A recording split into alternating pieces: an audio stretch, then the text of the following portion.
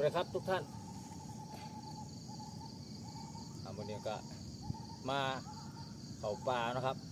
เอาชีวิตรอดได้ปลาคนเดียวเขาว่าบอกว่าดังไฟครับดังไฟตัวนี้ควรแห้งนะ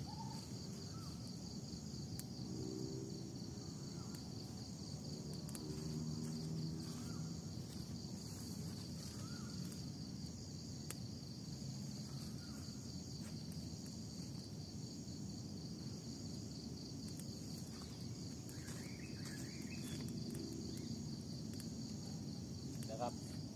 ผลงานเฮารอบ2 4หนูเพกครับหนูเพกนี่ต้องกอไผ่นะขนแดง